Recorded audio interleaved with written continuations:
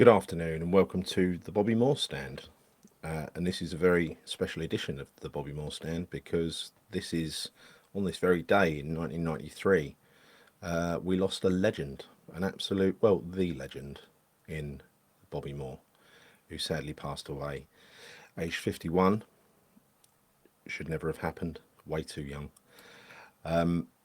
And I think you'll all remember if you were around at the time. It didn't really matter whether you were young or old, whether you'd seen him play or not. Everyone knew what Bobby Moore meant to supporting West Ham United. He was in a class of his own in terms of what he achieved in a long career. He achieved things that, well, one thing in particular that no other Englishman has ever followed in lifting the World Cup for England. I can only imagine what it must have been like supporting West Ham during those 3 years in particular, 64 to 66, because first of all, winning our first ever major trophy with the FA Cup, following that up a year later with the Cup Winners' Cup, and then taking it just to the ultimate step further and winning the World Cup for England alongside teammates Geoff Hurst and Martin Peters.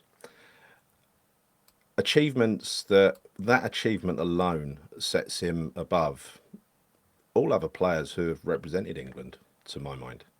He was a gentleman. He believed in, he was the ultimate calm team leader, man manager, if you like. As a captain, he was second to none. He had respect of those players that played for him. And when you look at that 1966 side, there were some big names in there. And he had respect from each and every one of them. He had respect on the world stage with likes of Beckenbauer and the likes of Pele, especially, who said he was, the best defender he'd come up against. And anyone who's seen the tackle in the 1970 World Cup, just after he'd been falsely accused of stealing a watch, tried to put him off his game. Didn't put him off his game. He arrived in 1970 and put in one of the best performances from any English defender ever.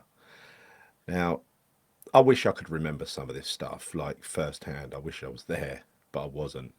And I just hope all of those people, I'm sure you do, all those people who were there and managed to participate in some way, whether it was actually getting across to those finals or getting down to Upton Park or even watching it on telly. I can only imagine how proud you must have felt seeing, West Ham and England achieve so much in such a little time. It really was on another level, and it's another level that we've really never really matched. I felt that I kind of had a lot of stuff handed down to me from my dad about how he was treated by West Ham United after he'd given up football, and basically the club, they didn't help him. The FA didn't help him. He didn't get any positions of, he could have been an amazing ambassador for the FA, but didn't occur to him at the time, did it? He had to scrape around doing a job he loved, which was capital gold, doing the live commentary, especially at Upton Park with Jonathan Pearce, who he got to know really, really well. But he ended up having to scrape a living from the tabloids, and that's not really what you want as your only Englishman to have ever lifted a World Cup to be doing, is it? Legend has it that he was once even refused entry to the car park outside of Upton Park. That's how bad things got. That's how, how distant his relationship was from the club. The club, not the fans, I might add. The fans always loved him, whether they watched him or not. We're never going to have another player quite like Bobby Moore. I can't see it happening in my lifetime. I can't see it happening ever again. When a West Ham player can take on the world and lead an England team to a World Cup final victory and stay at West Ham for all that time.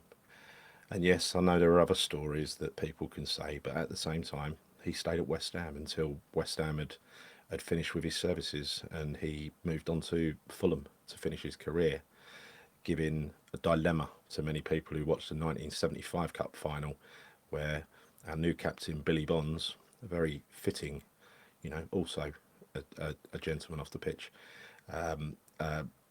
he was up against our former and greatest ever captain. I know that that was really a dilemma for a lot of fans. Even me, when I look back at it now, I think, blimey, how must that made you feel? Shortly after his death, West Ham retired the number 6 shirt.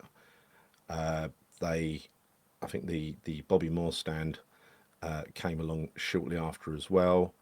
There was lots and lots of stuff done in the name of Bobby Moore, as well as the huge statue that was built outside of the new Wembley Stadium by the FA. Now, why couldn't they have done any of his stuff while he was alive? I don't know.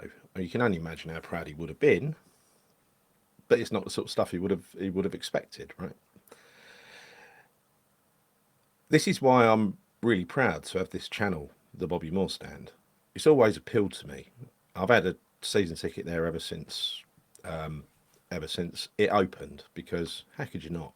It's a stand named after Bobby Moore.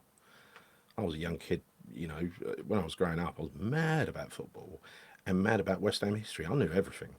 So how could I not want to be in some loose way associated with Bobby Moore? To me, the ultimate football hero. I think really calling him something like that is not really doing him justice. He isn't a legend. He is the legend at West Ham. Some come sort of close, but really he's head and shoulders above them all, and always will be. And I